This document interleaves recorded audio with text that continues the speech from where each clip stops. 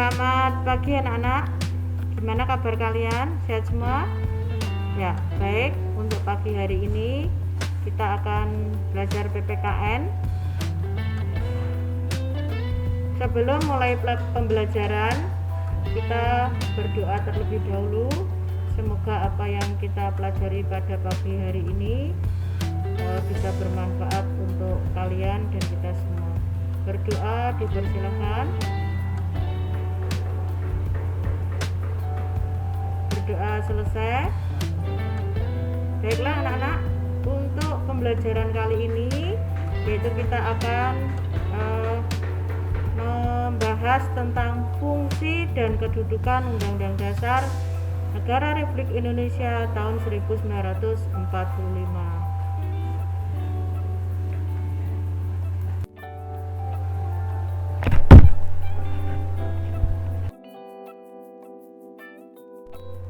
Baik, kita lanjutkan.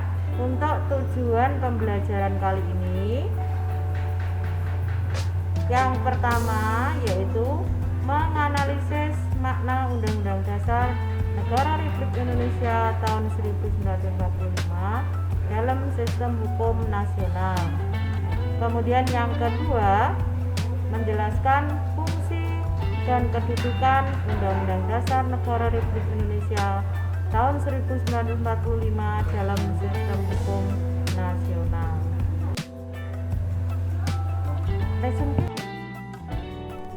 Untuk selanjutnya, materi pembelajarannya yaitu yang pertama, makna Undang-Undang Dasar tahun 1945 dalam sistem hukum nasional. Kemudian materi yang kedua yaitu fungsi dan kedudukan Undang-Undang Dasar 1945 dalam sistem hukum nasional.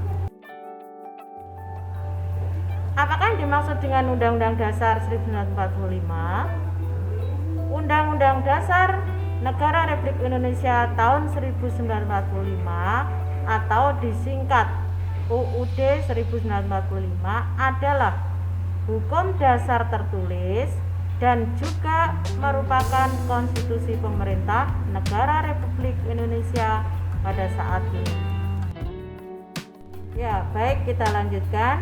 Yang berikutnya masalah kedudukan. Bagaimanakah kedudukan Undang-Undang Dasar 1945? Yang pertama adalah kedudukannya sebagai norma hukum. Artinya, Undang-Undang Dasar 1945 itu bersifat mengikat terhadap pemerintah, setiap lembaga negara atau masyarakat, setiap warga negara Republik Indonesia dan penduduk di Republik Indonesia. Kemudian berisi norma-norma sebagai dasar dan garis besar hukum dalam penyelenggaraan negara harus dilaksanakan dan ditaati. Kemudian kedudukan yang kedua yaitu sebagai hukum dasar yang merupakan sumber hukum tertulis atau tertinggi.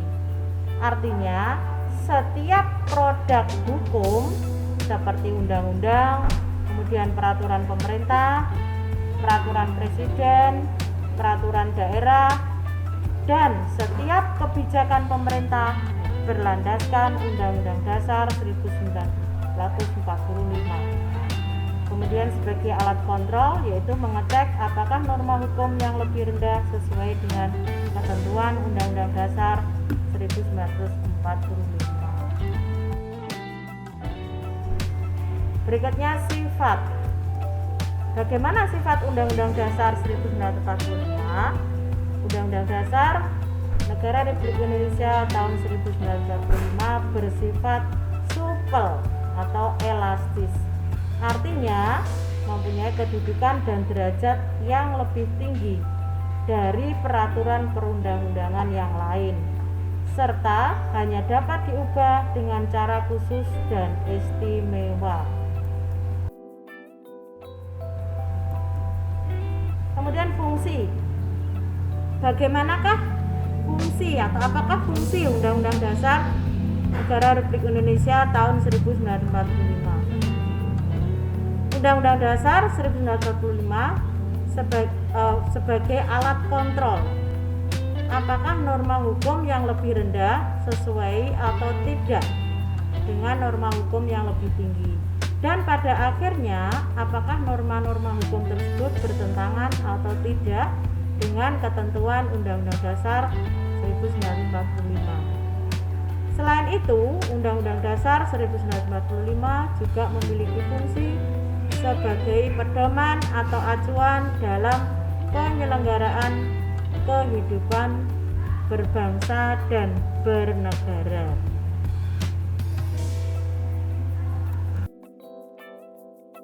Sekian pembahasan mengenai fungsi dan kedudukan Undang-Undang Dasar Negara Republik Indonesia tahun 1945. Sampai ketemu di pertemuan berikutnya membahas materi yang lain. Terima kasih.